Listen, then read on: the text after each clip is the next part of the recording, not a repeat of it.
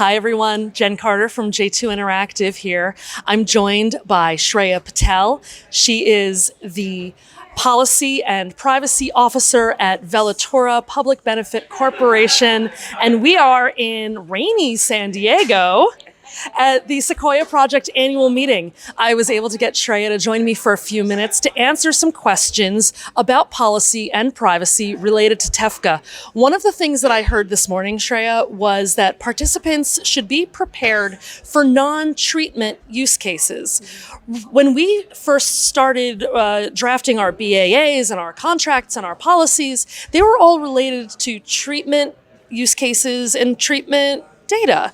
Can you talk us through maybe some of the other use cases that are of interest for TEFCA and what kind of policy tripwires we need to be on the lookout for?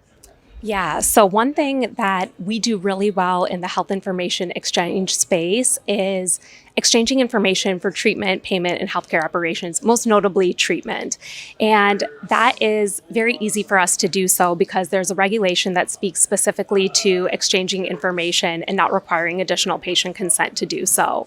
What's really interesting about TEFCA, which is also really exciting, is this is the first time that we're really going to be looking beyond that in a very large scale matter. And we're going to be looking at interstate exchange between two states that might have very differing privacy laws. We're going to be looking at research and population health use cases that would look at specific subsets of populations for specific conditions. And then lastly, we might even start to look at artificial intelligence and the use of predictive modeling in some of the work that we're doing. And that's really exciting, but those things are not as well known and as well regulated as treatment is under HIPAA.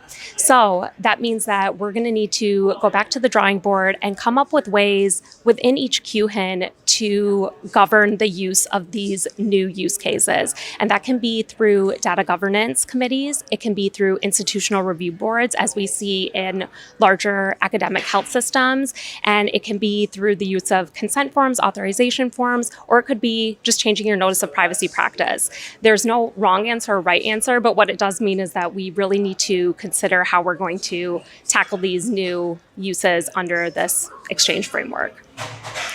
You heard it here from a lawyer. Privacy and Policy Officer Shreya Patel from the Velatura Public Benefit Corporation. Thank you for joining us at the Sequoia Project.